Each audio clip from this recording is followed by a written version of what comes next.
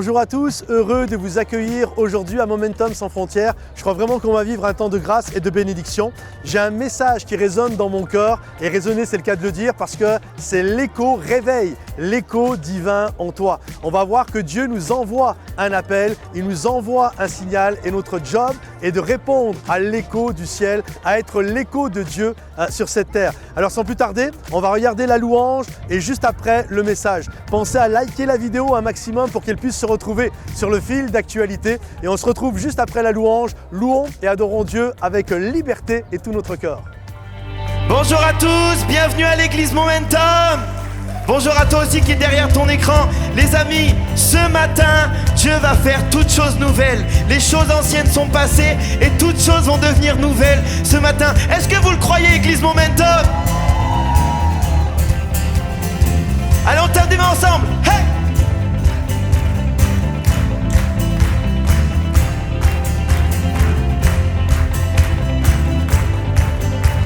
Allez, on chante ensemble, je m'éveille.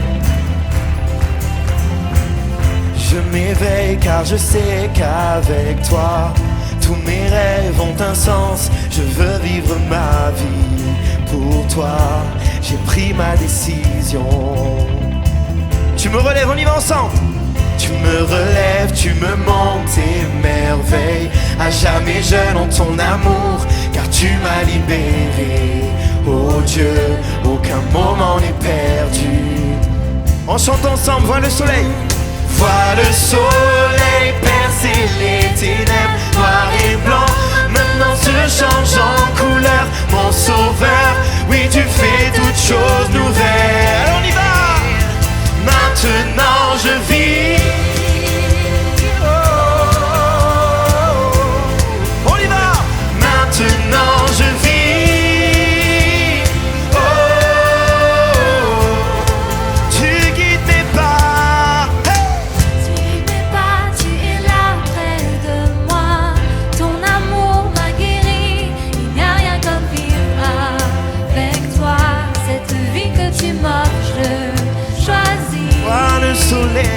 Vois le soleil percer les ténèbres, noir et blanc, maintenant se change en couleur. Mon sauveur, oui tu fais toutes choses nouvelles. Hey! Maintenant je vis.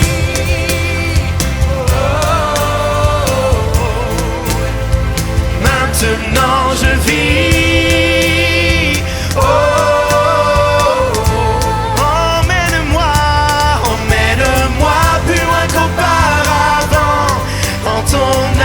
Je prends mon essor, ta liberté est une porte ouverte.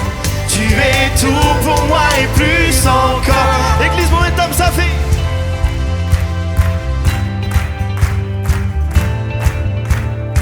Allez, on chante, vois le soleil. Vois le soleil percer les ténèbres, noir et blanc, maintenant se change en couleur. Mon sauveur, oui tu fais toutes choses nouvelles. Oh, vois le soleil percer les ténèbres, noir et blanc, maintenant se change en couleur. Mon sauveur, oui tu fais toutes choses nouvelles.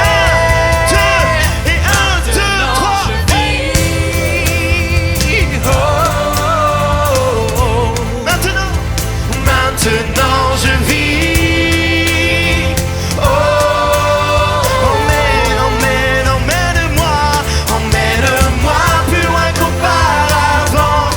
En ton amour je prends mon essor. Ta liberté est une porte ouverte. Tu es tout. On chante ensemble, emmène-moi plus loin qu'auparavant. En ton amour je prends mon essor. Ta liberté est une porte ouverte. Tu es tout pour moi. Amen. Merci Seigneur Jésus pour ta présence dans ce lieu. Merci parce que tu es là, tu passes dans les rangs. Et je sais Seigneur Jésus qu'avec mes frères et sœurs, on veut simplement te louer et t'adorer ce dimanche matin parce que nous t'aimons Seigneur Jésus. On chante ensemble, vois le soleil. Vois le soleil percer les ténèbres, noir et blanc, maintenant se change en couleur. Mon sauveur, Oui, tu fais toutes choses nouvelles. Chantons ensemble encore une fois, vois le soleil. Vois le soleil percer les ténèbres, noir et blanc, maintenant se change en couleur. Mon sauveur, oui tu fais toutes choses nouvelles. Maintenant, maintenant je vis. Et maintenant, maintenant je vis. Merci.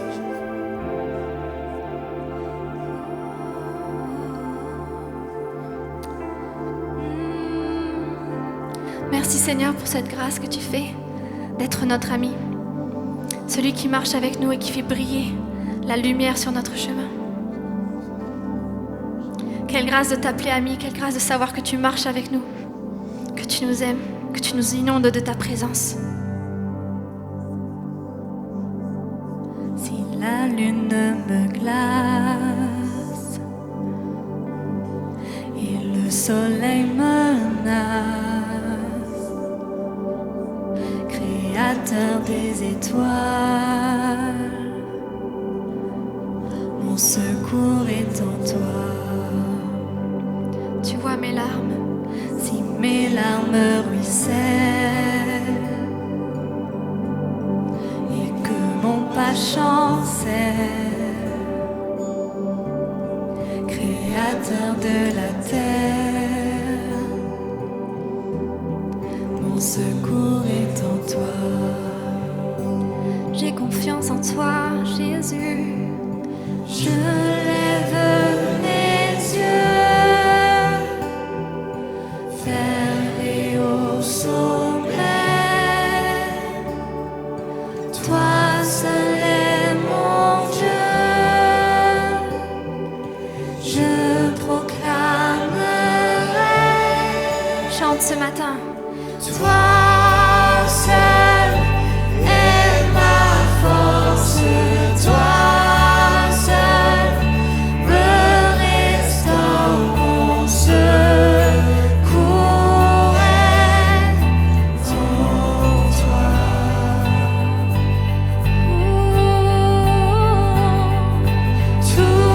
Toujours tu me portes, jamais tu ne dors. Mon secours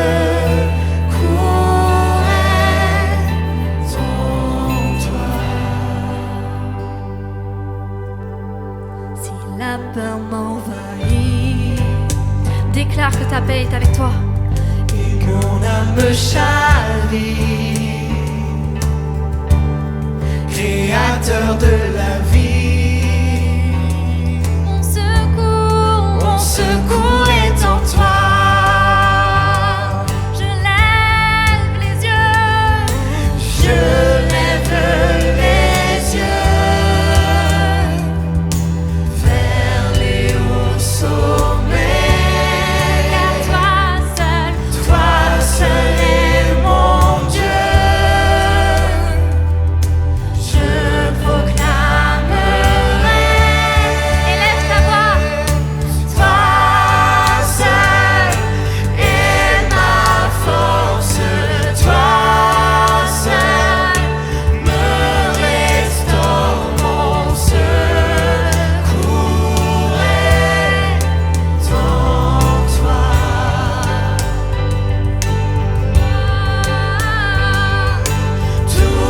Toujours tu me portes, jamais tu ne dors. Mon secours est en toi. Mon secours est en toi. Jésus, déclare la victoire. Ta victoire, mon espoir, ton chemin, mon destin, ton salut, mon refuge, tout est en Proclame toi. avec foi. Ta victoire, mon espoir. espoir, ton chemin, mon destin, ton salut, mon refuge, tout est en toi. Ta victoire.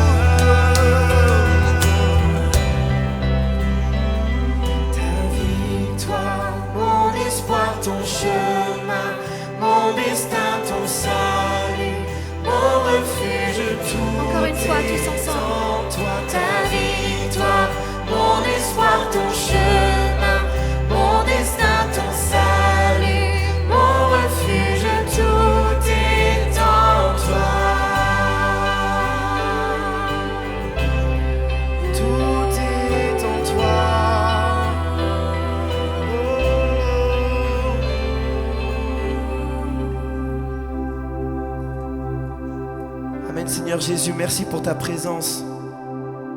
Merci Seigneur mon Dieu parce que tu es saint et sans péché. Et tu viens vers nous ce matin. Tu t'approches de moi Seigneur Jésus. Et tu me dis à mon oreille à quel point tu m'aimes. Et j'entends cette voix vraiment audible qui me dit Benjamin, je t'aime. Et c'est pareil pour chacun d'entre vous. Dieu vous dit je t'aime et je viens vers toi par ma présence. Je viens vers toi te dire que je t'aime. J'étais en train de penser cette semaine que dans la louange, pendant ce qu'on est en train de faire là exactement, il y a des combats qui sont en train d'être menés. Alors ça peut être des combats où Dieu va opérer des miracles et des prodiges, mais je sais que personnellement je suis le fruit de ma louange d'hier. Hier, quand j'étais en train de plier le genou, quand j'étais plus jeune, je pliais le genou. Je disais, Seigneur, j'ai besoin de toi. Je levais mes mains vers Jésus. Je disais, Seigneur, tu es saint. Seigneur, j'ai besoin de ta présence. Et quand j'étais dans cette position-là, je sais que j'étais en train de combattre pour mon avenir. Alors oui, Dieu va pouvoir opérer des miracles et des prodiges ce matin pour toi, mais il est en train de combattre aussi pour ton avenir. Et ce matin, mes frères et sœurs, je veux vraiment me mettre avec vous et on va dire au Seigneur à quel point il est saint. Je vais me mettre avec vous et on va prier et on va l'adorer. Et on va prendre de l'avance sur notre avenir. On chante ensemble, on va prendre un nouveau chant. Et les anges acclament, tu es saint, l'univers proclame, tu es saint, tu es glorifié, Dieu très saint, à jamais tu es saint. Et les anges acclament, tu es saint, l'univers proclame, tu es saint, tu es glorifié, Dieu très saint, à jamais tu es saint. Glisse momentum plus fort que ça, on chante ensemble et les anges. Et les anges acclament, tu es saint, l'univers proclame, tu es saint, tu es glorifié, Dieu très saint, à jamais tu es saint. Amen, amen, amen.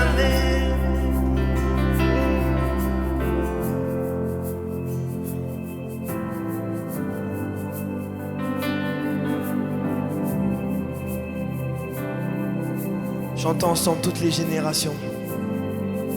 Toutes les générations devant lui prosterner, entonnent ensemble cantique à l'agneau. Ceux qui nous ont précédés et ceux qui nous suivront entonneront ce cantique à l'agneau. On déclare ensemble le nom de Jésus, les amis, on y va. Ton nom est le plus grand, ton nom est tout puissant, ton nom est au-dessus de tout. Puissance, puissance, autorité, royaume et dignité, ton nom est au-dessus de tout. Et les anges acclament, tu es saint, l'univers proclame, tu es saint, tu es glorifié, Dieu très saint, à jamais tu es saint. Amen, amen, amen. Vous qui l'a pardonné,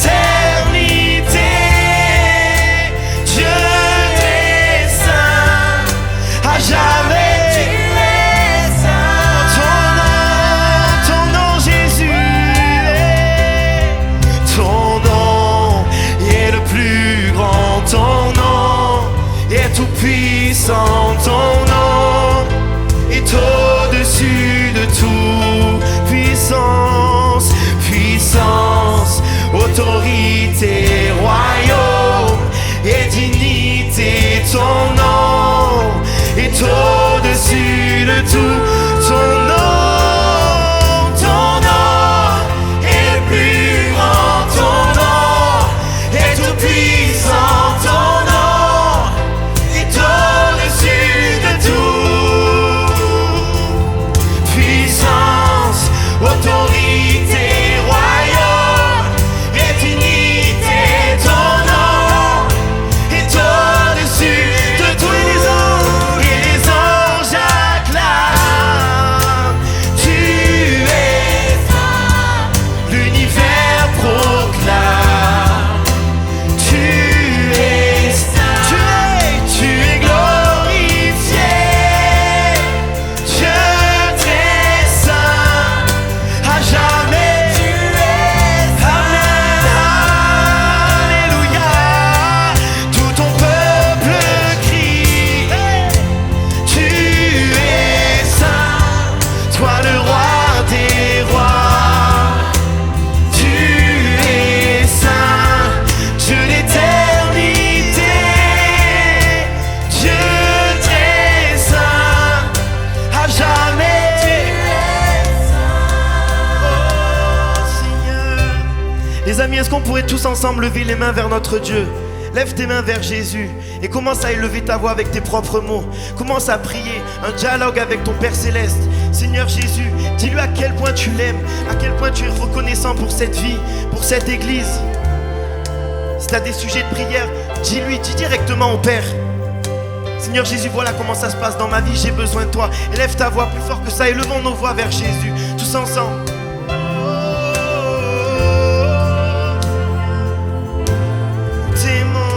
Nous t'aimons, Jésus.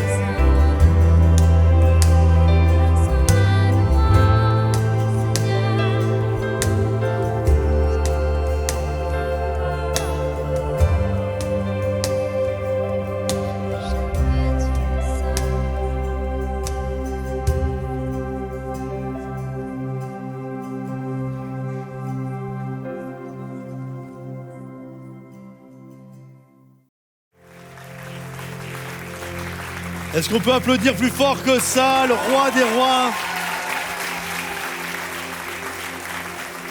Merci à toute l'équipe, au cœur de louange. Bienvenue à chacun. Avant de vous asseoir, prenez 30 secondes, s'il vous plaît, 10 secondes. Saluez les gens autour de vous. Qu'il n'y ait personne qui ne soit pas salué ce matin. On est dans la joie d'être ensemble. Je souhaite la bienvenue également à tous ceux qui nous rejoignent en ligne. Est-ce qu'on peut accueillir chaleureusement tous les internautes qui sont avec nous ce matin? Soyez les bienvenus avec nous. On est dans la joie de pouvoir être ensemble. Vous avez aimé louer, adorer Dieu. Et je crois que Dieu a plein de bonnes choses pour nous et que son désir est toujours de nous amener plus loin. La semaine passée, on a débuté une nouvelle série de messages. Marie a porté un message et la thématique de ce mois-ci, c'est ma famille. Est-ce que vous réalisez que nous faisons tous partie de la même famille ? Nous sommes tous issus du même Père. Et ça, c'est un miracle. Peut-être à côté de toi, il y a quelqu'un qui n'a absolument pas ta couleur de peau. Pire encore, tu as peut-être 60 ans d'écart avec la personne qui est à côté de toi, mais c'est ton frère et c'est ta sœur. Dis-lui, bonjour mon frère, bonjour ma sœur, dis-lui. Alors je sais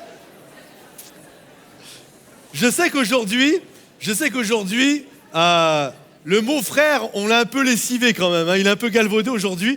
T'as deux jeunes, ils se croisent dans la rue, ils se connaissent absolument pas. Yo, ça va frère? Ouais, Mais la réalité, il y a cette réalité spirituelle. En Jésus, nous qui avons accepté le Seigneur, nous sommes adoptés par notre Père Céleste et nous sommes tous issus du même Père Céleste. Peu importe l'âge, peu importe la différence socio-culturelle, peu importe la couleur de la peau, nous sommes frères et sœurs en Jésus. Est-ce que vous le croyez? Et je voudrais continuer cette série de messages sur C'est ma famille. Nous sommes de la famille du Seigneur ensemble. Et j'aimerais vous apporter un message ce matin sur notre responsabilité également au sein de la famille. Est-ce que vous savez ce qu'est un écho? Vous savez ce qu'est un écho? Moi, je me souviens la première fois que j'ai découvert l'écho. Je m'en souviens comme si c'était hier, j'étais enfant. Vous savez, il y a quelque chose de beau quand on est des enfants, on est souvent étonné. Et plus tu vieillis, moins tu es étonné par les choses, mais quand tu es gamin, tu n'arrêtes pas d'être étonné. Et c'est ça qui est beau finalement. Et je me souviens la première fois que je me suis retrouvé en haut d'une montagne et qu'on m'a dit « Vas-y, crie très fort, eh oh !» Je fais « Eh oh !» Et au bout d'une ou deux secondes, j'entends le « eh oh !» en retour. Mais je m'en souviens, c'était juste extraordinaire. Et c'est ça un écho, c'est tu envoies une onde, tu envoies un son, tu envoies une action, et à un moment donné, avec plus ou moins de retard, il va y avoir un retour, un feedback, il va y avoir un écho.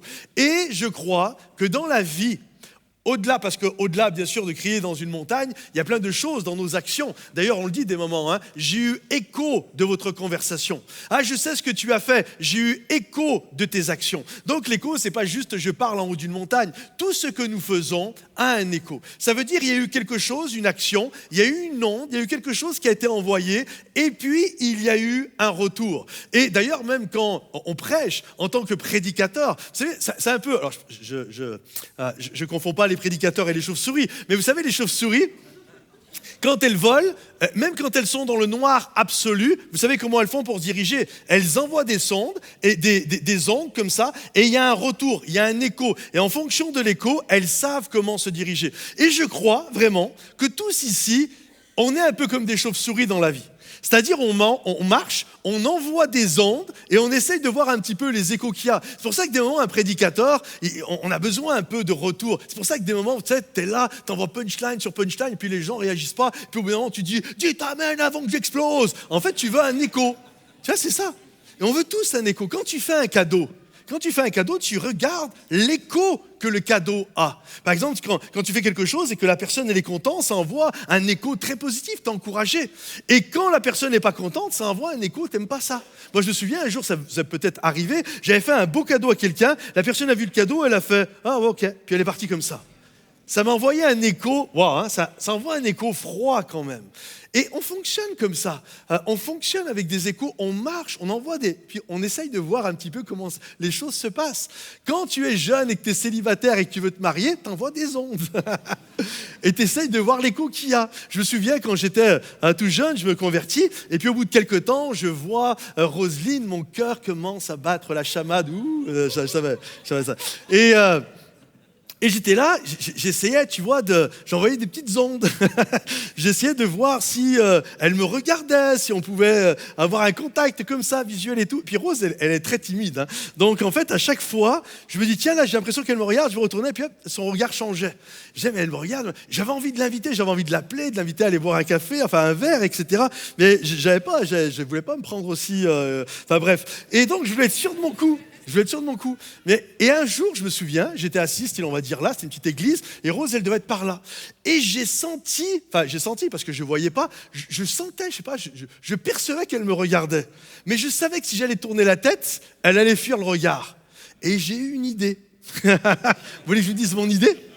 Vous savez qu'un bon bailleur fait bailler. J'ai fait semblant de bailler. Je fais oh. J'ai attendu 2 secondes, je me suis retourné, j'ai vu Rose. Oh.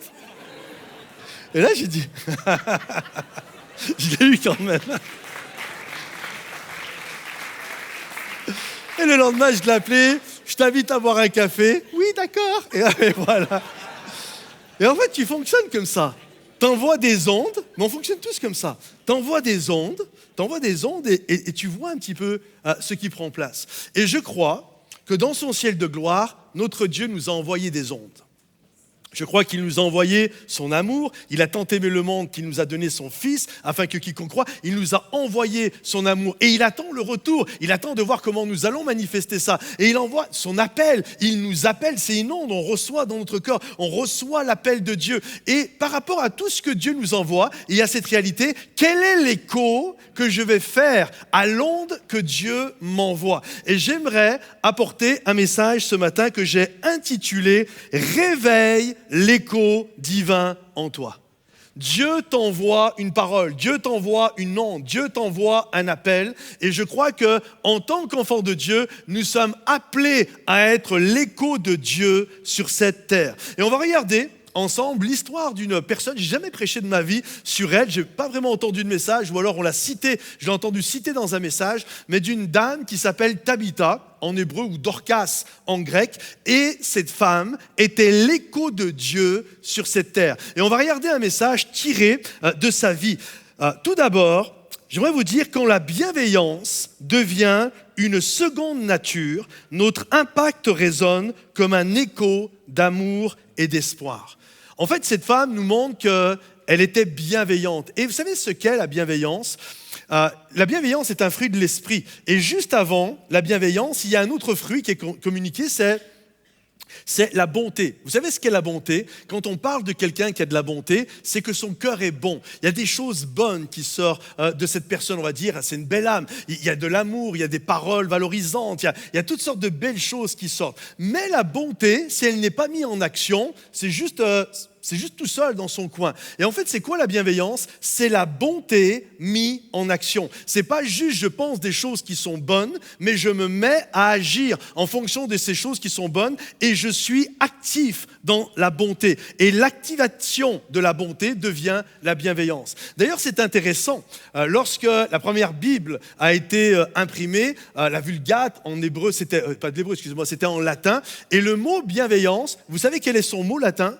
C'est le mot bénévolat. Bene, qui veut dire le bien, vola, dans le sens volontaire. Et la bienveillance, c'est le bénévolat. Ça veut dire, je travaille. C'est quoi la bienveillance ? Je suis bienveillant. Je veille au bien des autres. Je travaille pour que les autres soient bien, pour que les autres soient encouragés, pour que les autres puissent récolter le fruit, littéralement, de ma bonté. J'ai de la bonté en moi et je suis actif afin que les gens puissent littéralement manger ce fruit-là. Et donc, cette femme habite dans un lieu qui s'appelle Jaffa. Regardez ce qu'il est écrit. À Jaffa, il y avait une disciple nommée Tabitha, ce qui se traduit par Dorcas en grec. Ça veut dire gazelle, ça veut dire gazelle, grâce, etc. Elle était toujours engagée dans de bonnes actions et dans la charité. Jaffa, juste pour que vous compreniez le contexte, Jaffa est une ville qui est au bord de la mer et il y a un port maritime. Et Jaffa, toute son économie tourne autour du fruit de la mer. Et malheureusement, il y a beaucoup d'hommes qui mouraient en mer. Et Jaffa était connu à l'époque pour être une ville où il y avait énormément de veuves et d'orphelins. Et à cette époque-là, quand tu te retrouvais veuve, c'était la double peine par rapport à aujourd'hui. C'est-à-dire que tu perdais non seulement l'être aimé, tu perdais ton mari, tu perdais quelqu'un que tu aimais, tu perdais ton chéri, ton amour, mais en plus de ça, tu perdais celui qui pourvenait à tes besoins. C'était ta source d'affection, mais c'était également ta source financière. Et donc, quand le mari mourait, c'était une catastrophe. Tu étais dans la tristesse de perdre ton mari et en même temps, c'était violent, et en même temps, tu te retrouvais projeté dans la rue en train de faire de la mendicité, de devenir un mendiant, toi et tes enfants. Et la ville de Jaffa était remplie de mendiants, la ville de Jaffa était pleine de veuves d'orphelins. Et c'était exactement la même chose dans l'église. C'est-à-dire dans la famille spirituelle, il y avait plein de gens à l'église, des mendiants. Il y avait plein de veuves et d'orphelins. Il y avait plein de gens qui étaient mal habillés. Il y avait plein d'enfants qui étaient des nu-pieds. Il y avait une véritable souffrance qui était là. Et au milieu de tout ça, il y a une dame qui s'est démarquée par son engagement envers la famille, qui s'appelle Dorcas, qui faisait des bonnes œuvres, qui faisait toutes sortes d'aumônes et qui développait la charité. Et Dorcas débordait d'amour et de compassion et de bienveillance envers les gens de sa famille, et je suis persuadé même au-delà des 4 murs de l'église. Elle avait un cœur. Et vous savez quel était le service de Dorcas ? Quel était son don à Dorcas ? En fait, son don, c'était la couture. Nous, souvent, on pense qu'on va faire une différence dans ce monde uniquement si j'ai un grand don surnaturel. Si j'ai un don spirituel, à moi là pour faire la différence, faut que je prie pour les malades et que les malades soient guéris. Si je prie pour les malades et les malades sont guéris, ça c'est un vrai don. Le don d'opérer des miracles, ça je le veux celui-là. Et ou alors le don de discernement, je discerne les esprits, je discerne les choses. Et qu'on s'entende bien, tous ces dons sont extraordinaires, ils sont magnifiques et nous prions pour les avoir. Il y a eu la semaine de jeûne et prière, on prie pour ça. Mais le don de Dorcas n'avait rien à voir avec ce que l'on peut penser des grands dons spirituels. En fait, le don de Dorcas est un don totalement naturel. Elle fait de la couture. Il n'y a rien qui semble très spirituel à ce moment-là, mais le don naturel de Dorcas, parce qu'elle va le mettre entre les mains de Dieu afin de bénir la famille de Dieu, son don naturel va avoir un impact spirituel. Et je crois que peu importe le don que nous avons ici, peu importe les capacités que nous avons, il n'y a pas de petits dons, il n'y a pas de petits services, il n'y a que de grandes bénédictions à les communiquer. Et peu importe qui je suis, que ce soit de prier pour les malades, que ce soit de communiquer la foi, que ce soit de faire de la couture, que ce soit de préparer de bons petits plats, que ce soit de passer la tondeuse à gazon, que ce soit de faire du bricolage, peu importe, tout don qui est mis dans les mains de Dieu a un impact spirituel. Et je crois qu'à travers nos dons, même s'ils sont naturels, ces dons vont bénir littéralement, vont être une source de bénédiction pour notre famille. J'ai noté ceci, l'écho divin habille de grâce chaque existence. Je crois que lorsque nous répondons à l'appel de Dieu, comme cette femme habillait des veuves et des orphelins, quand nous servons Dieu, nous habillons les gens de grâce et de bénédiction. Ceux qui servent, je vois Solange ici, à Espoir, ils habillent. Il y a plein de gens qui sont démunis et qui sont dans la précarité. Quand on sert à Espoir, on habille le frigo des gens. Vous comprenez? Ceux qui sont en train de faire de la vidéoprojection, ça a l'air très naturel comme service, mais ils sont en train d'habiller l'écran. Et en fait, tout ce que nous faisons, nous habillons. On va habiller les gens, on va habiller quelque chose à travers notre don. Et regardez ce qu'il est dit. À cette époque-là, il va y avoir un drame. Tabitha tomba malade et mourut. Après l'avoir lavée, on la déposa dans une pièce située à l'étage. Jaffa étant proche de Lydda, les disciples apprenant que Pierre lui envoyèrent 2 hommes pour le prier de venir chez eux sans tarder. Pierre partit avec eux sans hésiter. Quand il arriva, on le conduisit à la pièce située à l'étage.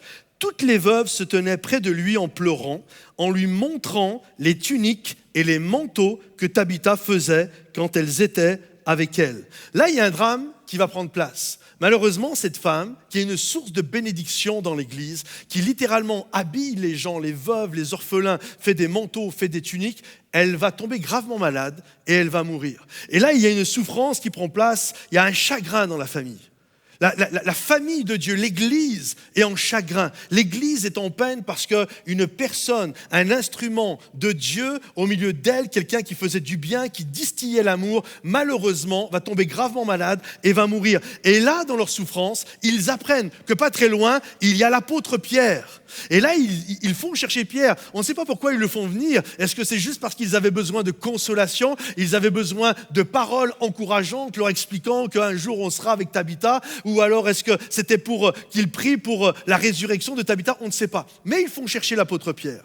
Et l'apôtre Pierre va arriver. Et là, on s'aperçoit, quand on regarde un petit peu l'attitude de ces femmes, de ces veuves, qui ont été chercher Pierre, on s'aperçoit que finalement, Tabitha, c'est pas tant qu'elle a eu un impact sur dans la manière de ce qu'elle faisait les choses, comment elle faisait les choses, mais c'était surtout dans la façon dont elle le faisait, la mentalité qu'elle avait, l'amour et la compassion qu'elle avait pour les gens. Vous savez, on peut tous faire des choses.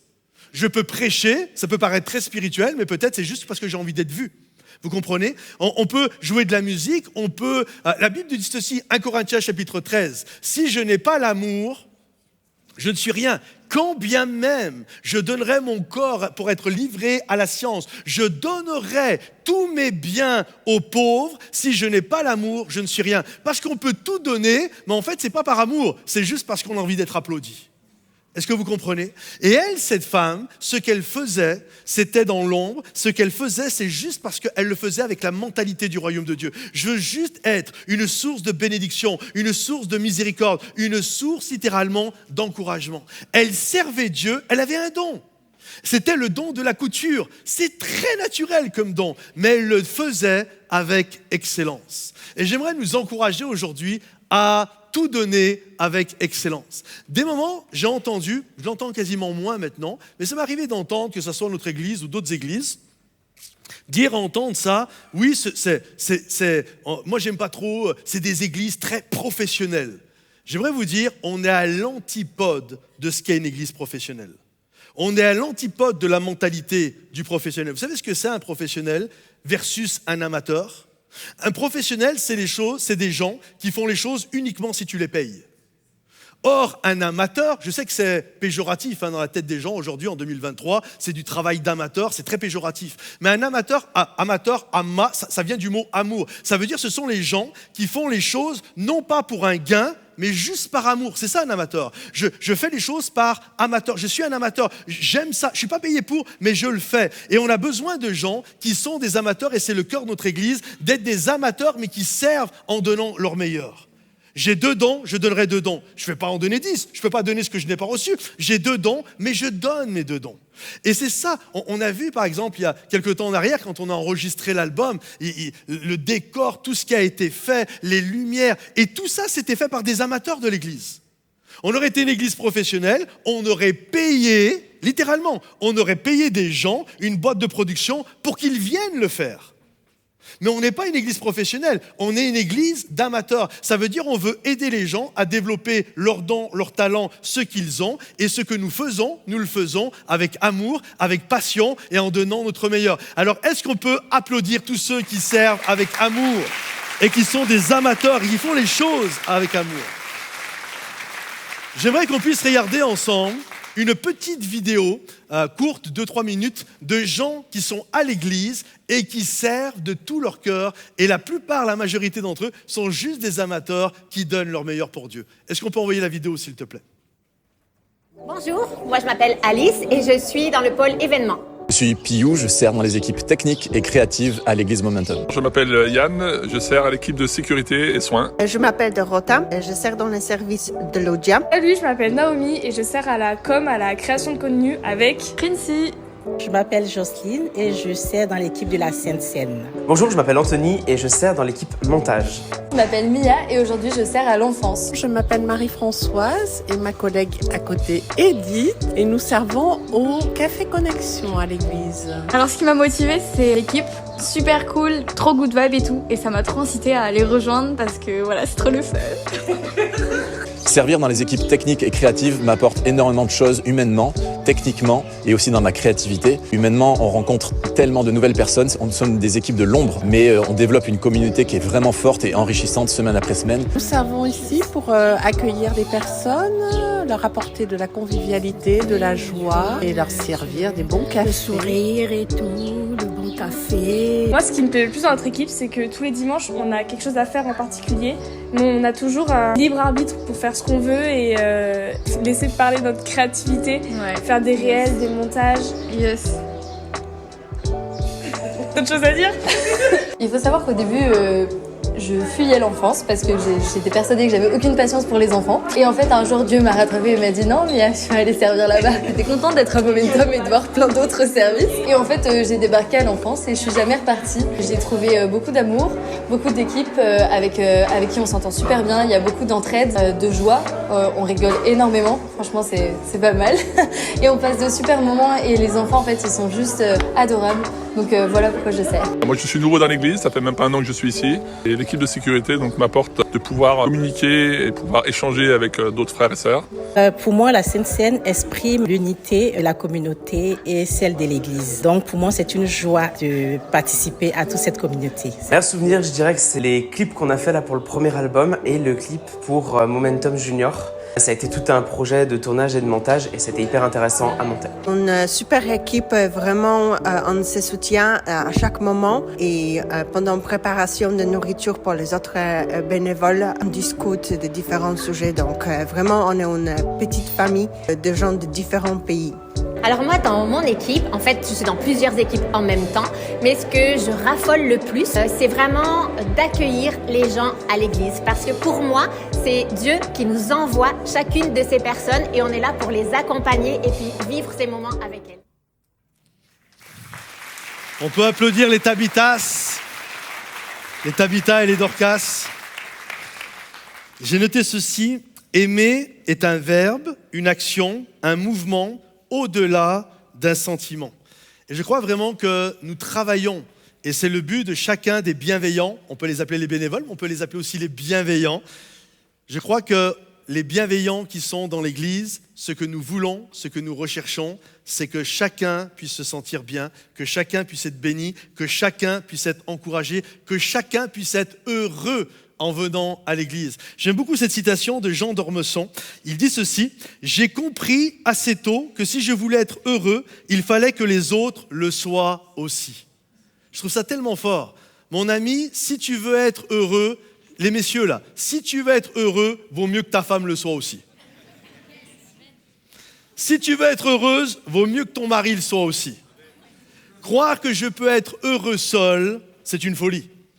Si je veux être heureux, j'ai vraiment intérêt à ce que les gens qui sont autour de moi soient également heureux. Et c'est mon rôle également de travailler à leur bonheur, de chacun puisse être heureux, que tous ensemble nous puissions avancer. Et Tabitha, c'était le cœur de Tabitha. Tabitha voulait rendre les gens heureux. Elle les habillait de sa bonté, elle les habillait de sa grâce. Et littéralement, elle leur redonnait de la dignité.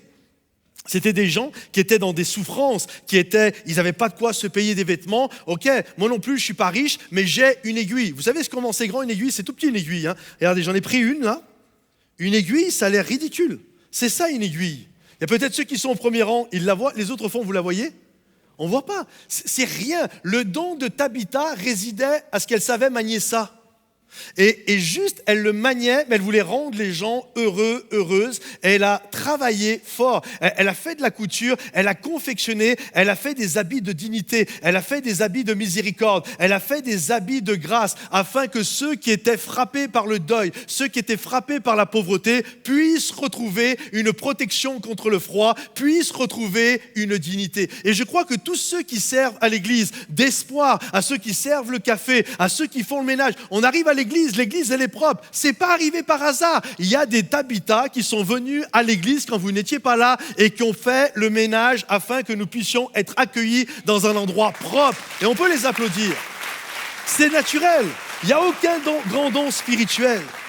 Et Tabitha servait. Et c'est ça qui est beau, c'est que quand Pierre est arrivé et qu'il est monté à l'étage, la Bible nous dit, les veuves qui étaient là lui ont montré ce qu'elles faisaient, les robes et les manteaux. Et on peut se poser la question, mais comment ils ont fait ça? Comment ils ont montré ça à Pierre? Est-ce qu'il y a eu un défilé de mannequins? Attends Pierre, tu vas voir, s'il vous plaît les mannequins arrivaient. Puis là tu voyais les dames, elles arrivaient comme ça. Non. Est-ce qu'elles ont sorti un catalogue? La Redoute, 3 Suisses, attends, bouge pas, regarde. Et t'as vu ça? C'est toute la collection de Tabitha. Non. Est-ce qu'elles ont sorti l'iPad avec un site internet? Voici la boutique en ligne. Non, il n'y avait rien de tout ça. Comment Pierre l'a vu? Comment ils ont montré les choses? C'est parce que littéralement, littéralement les femmes portaient sur elles. Elles étaient toutes les dames qui étaient là autour de Tabitha, qui étaient dans le lit décédées, elles étaient toutes habillées elles-mêmes. Regarde, tu vois ce que j'ai là? C'est elle qui me l'a fait. Tu vois le manteau que j'ai, c'est elle qui l'a fait. Cette dame qui est assise, tu comprends pourquoi nous pleurons? Parce que nous sommes tous habillés ici. Son service était visible, son service se voyait. Nous sommes tous habillés, toutes les personnes que tu vois, nous sommes habillés de la grâce du service de Tabitha. Et je me dis, c'est tellement beau quand nous habillons les autres de la grâce. Quand nous habillons les autres, littéralement, de notre service. Vous savez, des moments où on est là, on va dire, j'aime mon église. Il y a quelque temps en arrière, peut-être ceux qui sont là plus vieux, vous vous souvenez de cette histoire que j'avais racontée, et d'autres vous en souvenez pas, et d'autres vous n'étiez pas là, et puis d'autres, de toute façon, au bout de 2 semaines, vous avez oublié déjà mon message. C'est pas grave. Et cette histoire, c'est un homme qui se promène, un vieux monsieur, qui se promène sur la plage. Et là, il voit un jeune homme qui est en train de faire griller du poisson. Alors il va le voir et là, le jeune homme sort le poisson et puis est en train de manger. Puis le monsieur vient le voir et dit, mais pourquoi tu fais ça? Il dit, parce que j'aime le poisson. Il dit, c'est parce que tu l'aimes, que tu l'as pêché, tu l'as sorti de son milieu naturel, que tu l'as tué, que tu l'as vidé et que tu l'as mis dans le feu. C'est par amour que tu as fait ça. Et là, t'as le jeune homme, il est en train de manger, il le regarde, il dit, oula, compliqué là l'histoire. Et il dit, non, j'aime le poisson, j'aime le goût du poisson. Il dit, en fait, tu n'aimes pas le poisson, tu aimes ce que le poisson t'apporte. Et je crois que souvent, nous aimons de l'amour du poisson. Ça veut dire, on n'aime pas vraiment, on aime ce que l'autre nous apporte. Quand je dis j'aime mon église, mais que j'apporte rien à mon église, quand on dit j'aime ma femme, mais que j'apporte rien à ma femme, quand on dit j'aime mon mari, mais que j'apporte rien à mon église, à mon mari, je suis juste là pour me servir, il y a un problème dans l'amour. Le véritable amour, c'est pas je t'aime, alors donne-moi des choses, c'est je t'aime, il y a un rapport win-win, il y a un rapport gagnant. Parce que bien sûr, on veut également avoir un intérêt de tout ça, mais il y a un intérêt aussi à apporter, c'est l'amour agapé. Je reçois, mais je donne. Et c'est ça le vrai amour. On ne peut pas dire j'aime mon église si, en fait, on prend juste, on aime le goût, c'est juste ce que ça m'apporte. Comprenez? C'est comme dans un couple, c'est comme dans une famille, c'est comme de partout. Si j'aime, je vais apporter également ma contribution. Je vais apporter ma pierre à l'édifice. Et regardez, j'ai trouvé cette histoire que je trouve vraiment très intéressante, assez humoristique. Voici l'histoire de 4 personnes nommées. Alors, ils ont des drôles de noms, je vous l'accorde. Tout le monde, quelqu'un, n'importe qui et personne. Un travail important devait être fait et tout le monde était certain que quelqu'un le ferait. N'importe qui aurait pu le faire, mais personne ne le fit. Quelqu'un se mit en colère parce que c'était le travail de tout le monde. Tout le monde pensait que n'importe qui pouvait le faire, mais personne ne réalisait que tout le monde ne le ferait pas, et finalement, tout le monde blâma quelqu'un que personne n'ait fait ce que n'importe qui pouvait faire. Quand même, c'est pas de moi, hein, mais quand même. Et je crois qu'on est tous appelés. Malheureusement, la majorité des églises, des familles qu'il y a dans les églises, repose sur 25%, 30% de gens qui prennent toute la charge, que ce soit dans les ressources humaines, même financières. Et tout le reste, une grande majorité, je ne vais pas dire profite, mais est au bénéfice de ça sans jamais apporter sa pierre à l'édifice. Je crois que quand on est une famille, je comprends que dans une famille, j'ai des droits dans une famille, mais j'ai aussi ma pierre à apporter, j'ai mon devoir, j'ai ma pierre à apporter à l'édifice. Et je crois que Dieu nous appelle toujours à nous mettre en mouvement pour la famille. D'ailleurs, Dieu n'appelle que des gens qui sont en mouvement. Est-ce que vous le savez ça ? Regardez l'apôtre Paul était avec Barnabas, ils étaient dans l'église d'Antioche, et la Bible nous dit, alors qu'ils servaient à l'église d'Antioche, le Saint-Esprit dit, mettez-moi à part Barnabas et Saul de Tarse, l'apôtre Paul, pour l'œuvre à laquelle je les ai appelés. Et là, tu as juste le goût de dire, donc ça veut dire que le service qu'ils sont en train de faire en ce moment n'est pas l'œuvre pour laquelle ils avaient été appelés. Oui, mais ils le font quand même. Et alors qu'ils sont en train de servir peut-être avec des dons naturels ou spirituels, peu importe, et alors qu'ils sont en train de servir, Dieu va utiliser des gens en mouvement. Parce que Dieu utilise toujours des gens qui sont en mouvement. Et alors qu'ils étaient en train de servir, le Saint-Esprit les envoya et ils sont partis faire leur premier voyage missionnaire. Je me souviens, à un moment donné, j'étais pasteur de jeunesse et puis je discutais avec une personne qui m'expliquait que... Et puis c'est vrai qu'il y avait un certain don que je reconnais sans aucun souci. Elle avait un don juste magnifique et elle me parlait de certaines choses. Puis ça, c'est le don que Dieu m'a donné. Super. Puis à la fin de la réunion de jeunesse, on faisait comme là un café connexion, une sorte de petit goûter. Et je vais la voir parce que la personne qui faisait le café, servait le café, elle était malade. Et je vais la voir en lui disant « tu peux nous donner un coup de main s'il te plaît ?» Elle dit « ça c'est pas mon appel. » J'aimerais vous dire, en règle générale, les gens qui te disent « je suis pas là-bas pour donner des coups de main parce que moi je fais que les grandes choses à laquelle Dieu m'a appelé », généralement, je me trompe, c'est rare. 10 ans, 15 ans, 20 ans plus tard, tu les retrouves, ils sont dans leur canapé, il n'y a rien qui s'est passé. Je crois qu'il y a un appel, Dieu utilise que des gens qui sont en mouvement, qui ont la voile déployée, et qui disent « cet esprit souffle sur ma vie ». Et alors que je suis en train de faire, Dieu me conduit petit à petit. L'apôtre Saul de Tarse, l'apôtre Paul, était en train de servir. Il faisait ce qu'il pouvait là où il était, jusqu'à ce que le Saint-Esprit ouvre une porte et il est rentré dans la porte que Dieu avait pour sa vie. J'ai noté ceci, la vie ne fait pas de distinction entre les justes et les méchants, mais notre désir profond est de voir renaître, ressusciter ceux qui apportent bienveillance et bonté. Ils sont tellement regrettés. Regardez ce qu'il est dit. Pierre fit sortir tout le monde, puis il se mit à genoux et pria. Ensuite, il se tourna vers le corps de Tabitha qui était là dans le lit sans vie. Tabitha, lève-toi. Elle ouvrit les yeux et quand elle vit Pierre, elle se redressa. Il lui donna la main et la fit lever, puis il appela les croyants et les veuves et la leur présenta vivante. Waouh! Est-ce que vous avez remarqué, on veut toujours ramener à la vie ceux qui nous ont fait du bien. On veut qu'ils ressuscitent. Juste un instant, j'ai tellement besoin de revoir ma Tabitha à moi. de revoir Mardochai. Je me souviens, elle m'habillait de ses conseils, il m'habillait de sa bonté. Et on a toujours envie de les voir renaître. Et ce n'est pas tout le monde qu'on veut voir ressusciter. Hein. Il y en a, tu dis non Seigneur, c'est bon, ils ont fait leur temps, eux. C'est bon.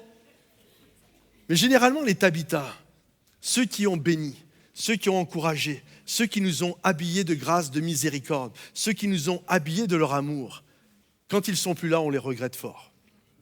Et comme ces gens, on veut les voir revenir à la vie. On veut qu'ils renaissent, on veut qu'ils ressuscitent, parce qu'ils sont tellement pour nous une source de bénédiction, ils sont pour nous une source de grâce. Et l'histoire de Dorcas, de Tabitha, nous montre l'importance de mettre nos dons, notre appel, nos services dans les mains de Dieu pour bénir et être l'écho de Dieu sur cette terre, l'écho de son amour, l'écho de sa grâce, que nous puissions être un canal de bénédiction pour ceux qui sont autour de nous. Je ne crois pas qu'on rentre dans le ministère. Souvent, on entend cette expression « je suis rentré dans le ministère ». Moi, je crois que tu rentres dans le ministère le jour où tu donnes ta vie à Jésus. Et ensuite, tu ne fais que grandir dans le ministère que Dieu t'a confié et Dieu te dirige pour t'amener là où il désire que tu sois. Je me souviens, moi, le jour où j'ai donné ma vie à Jésus, je me suis mis à servir. Je distribuais des tracts dans les rues. Je me souviens, à l'église, j'avais été voir mon pasteur, qu'est-ce que je pourrais faire? Il m'a dit, range les chaises. Après les réunions, c'est en désordre, range la salle et range les chaises. En plus, j'avais un ancien pasteur, c'était un ancien militaire. S'il se mettait sur la première chaise, il se mettait accroupi et il fallait qu'il voie que la première chaise. Il fallait tellement que les autres soient alignés, il fallait qu'il en voie qu'une seule.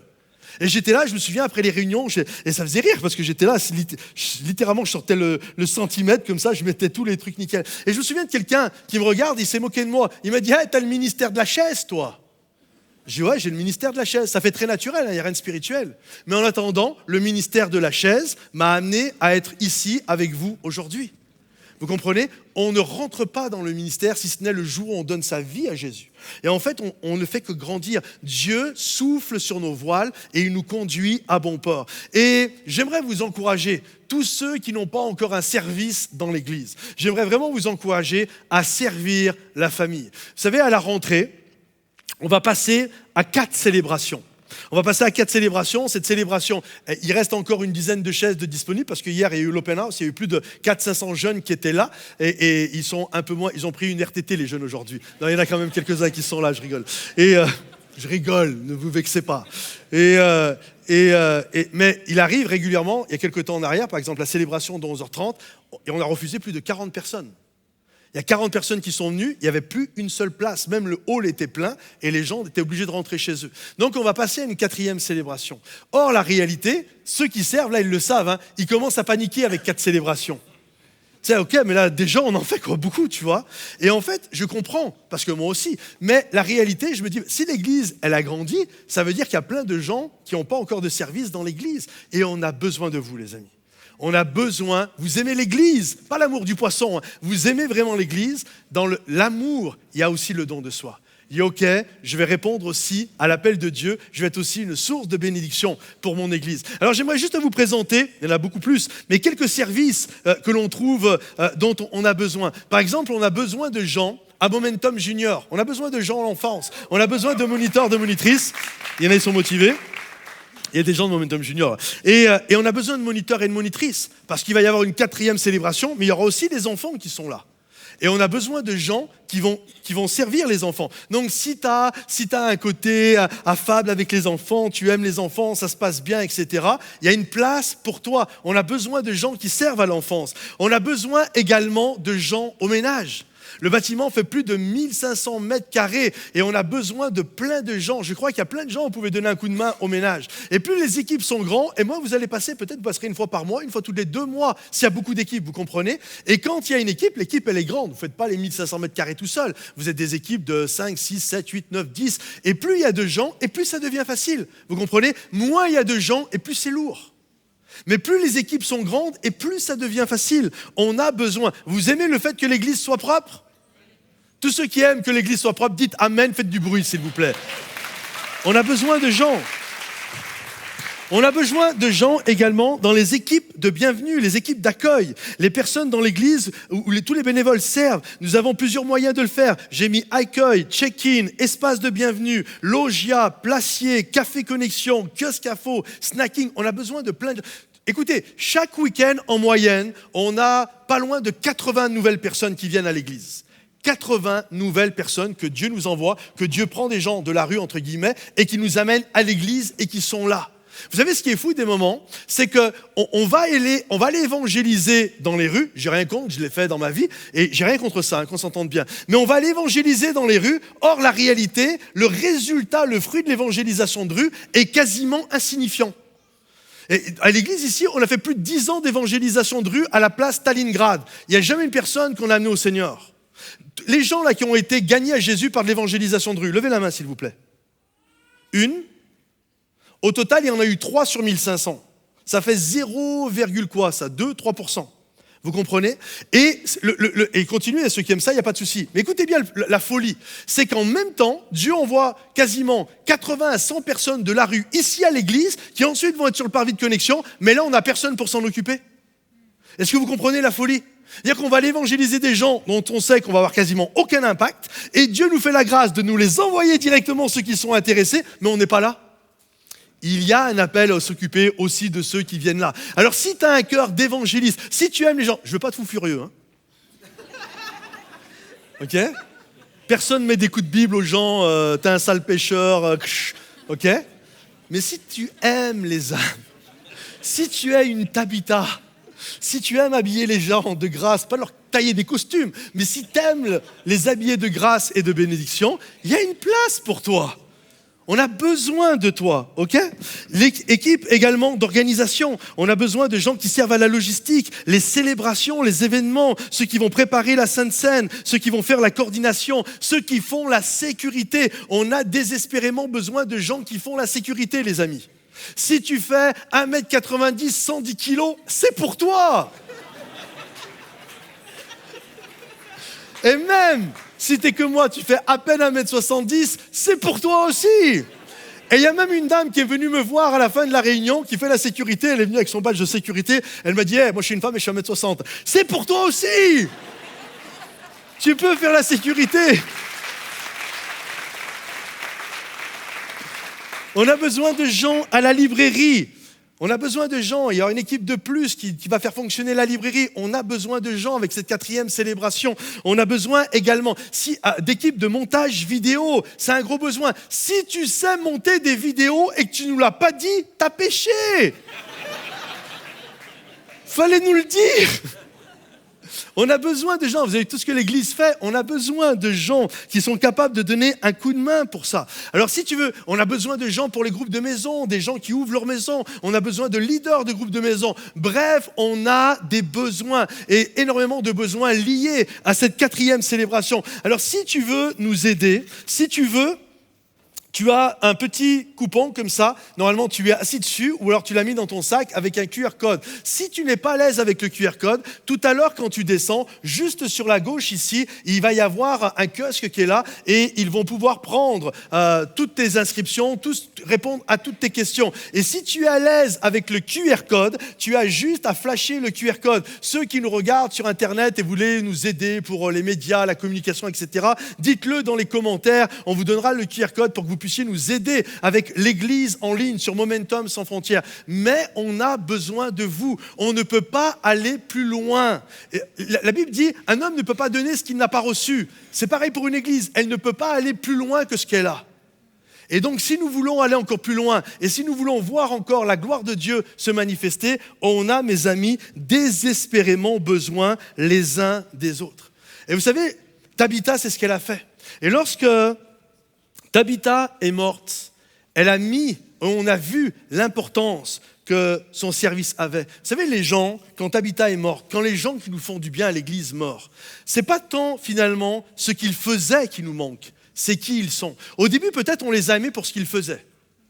Ok ? Il y a eu un intérêt qui était là, c'est très humain on va dire, je ne vais pas rentrer dans tout ça. Mais à la fin, c'était plus pour ce qu'elle faisait qu'elle manquait aux gens. C'est par rapport à qui elle était et la manière dont elle le faisait. Et l'amour. Et on a besoin, mes amis, de Tabitha qui se lève dans l'église. J'ai noté ceci, la couture était son art, l'amour était sa toile, Dorcas était l'écho divin qui habillait d'amour les autres personnes. Et tout le monde fait « Oh !» Je le crois vraiment. Je ne sais pas si vous vous souvenez de ce chant de Jean-Jacques Goldman, « Il changeait la vie ». Vous connaissez ce chant ? Il changeait la vie. Et il y a une strophe que j'aime beaucoup, c'est la première, c'était sur le cordonnier. C'était un cordonnier sans rien de particulier, dans un village dont le nom m'a échappé. Il faisait des souliers si petits, si légers, que nos vies semblaient un peu moins lourdes à porter. Il y mettait du temps, du talent et du cœur, ainsi passait sa vie au milieu de nos heures. Et loin des grands discours, des grandes théories, à sa tâche chaque jour, on pouvait dire de lui, il changeait la vie. Je crois qu'on aurait pu dire la même chose de Dorcas. Elle changeait la vie. Alors j'ai écrit une strophe supplémentaire au chant de Jean-Jacques Goldman. Je vous le dis. Elle était couturière au talent éclatant, dans un village où l'espoir se perdait souvent. Elle confectionnait des vêtements, des parures qui transformaient nos vies en douce aventure. Par ses mains agiles, elle changeait nos destins. Dorcas couturière, un écho divin. Ses créations splendides, si riches, si précieuses, nous enveloppaient de grâce, de joie harmonieuse. Je vais l'envoyer à Goldman. Mais il y a une chose qui est sûre, je ne vous le chanterai pas, les amis, je ne vous le chanterai pas, parce que j'ai tout pété sinon. Et j'aimerais terminer ce message avec une interview de 2 Tabitha, de 2 Dorcas, qui sont des gens de l'ombre, qui ne sont pas des gens qu'on voit spécialement, qui sont sur l'estrade et qui sont discrètes, mais qui sont des gens qui œuvrent et qui font une différence et qui nous habillent de leur grâce. Est-ce qu'on peut accueillir, s'il vous plaît, Lily et Maxime ?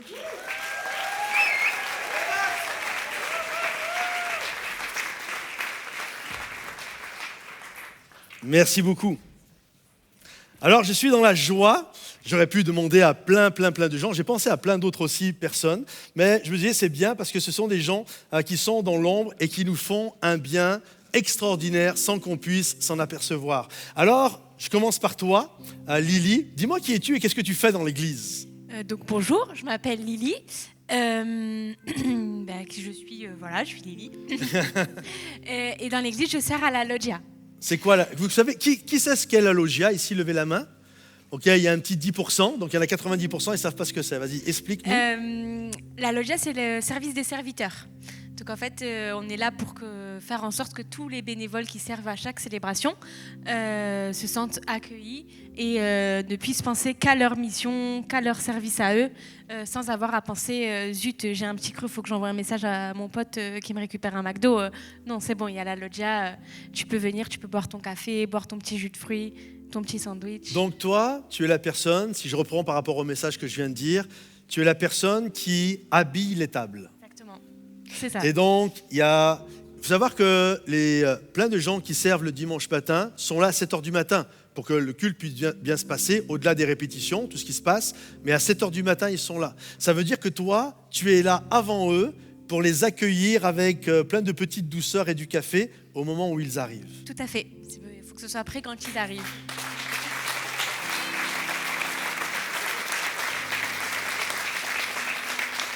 C'est beau quand même, servir ceux qui servent. C'est tellement un service magnifique.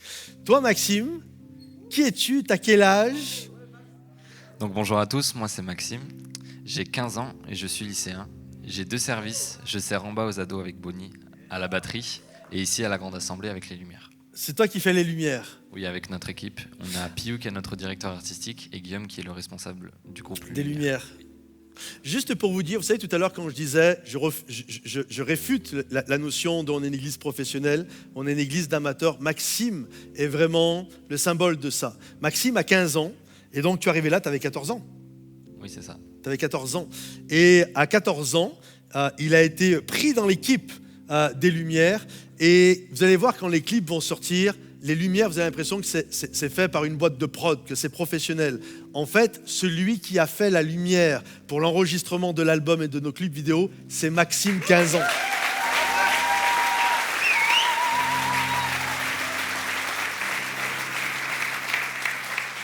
C'est intéressant parce que ton père n'est pas là, mais j'ai eu l'occasion de déjeuner avec vous, de discuter avec vous. Et ton père, il m'expliquait qu'à un moment donné, tu lui parlais parce que toi, tu avais le souci de bien faire les choses, parce que tu as appris ça un peu comme une partition, je crois. Oui, en fait, c'était le jeudi de la répétition. Il me demandait si j'étais prêt pour mon contrôle de maths le lendemain. Et moi, je dis, ouais, j'ai pas fini, il me reste encore 2-3 plans à faire, je suis vraiment concentré. Il dit, ah non, je parle pas des lumières, je parle de ton contrôle de maths, là, demain, est-ce que t'es prêt? Et donc moi, j'étais vraiment à fond sur le concert, quoi. Il a appris ça, vraiment, et c'est fou. Un jeune de 15 ans, et il y en a plein des comme ça, hein. C'est pas juste un, il y en a plein. De 15 ans, 17 ans, 18 ans que vous voyez à la caméra, il y a aussi plus âgés bien sûr, hein, mais ce que je veux dire, plein de gens qui étaient là et qui en 6 mois, 1 an, ont appris avec les équipes techniques, ont appris chacun dans ses services. Et c'est ça qui est beau, c'est que dans chaque service, il y a des Tabitha, il y a des Dorcas qui vont vous aider à développer les dons, les talents, les dons que vous avez. Et à 15 ans, être capable de faire ça, c'est juste fou quand même. Alors, est-ce qu'on peut l'applaudir bien fort ?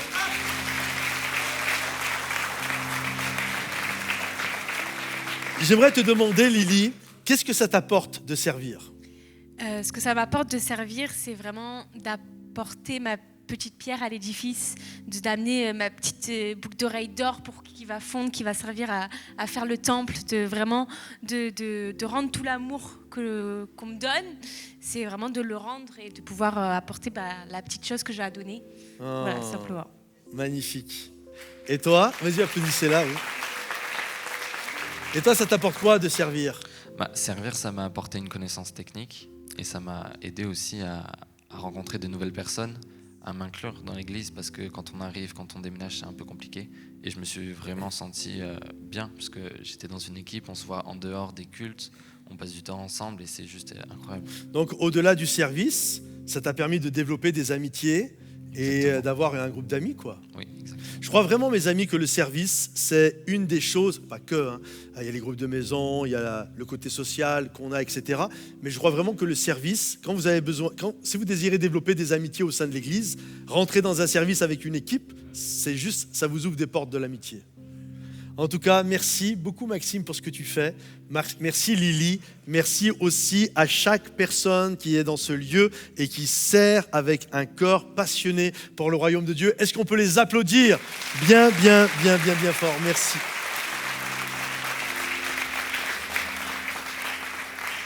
On termine comme ça notre réunion, mais j'aimerais vraiment vous encourager, mes amis, à être des Tabitha et des Dorcas. On a besoin de vous.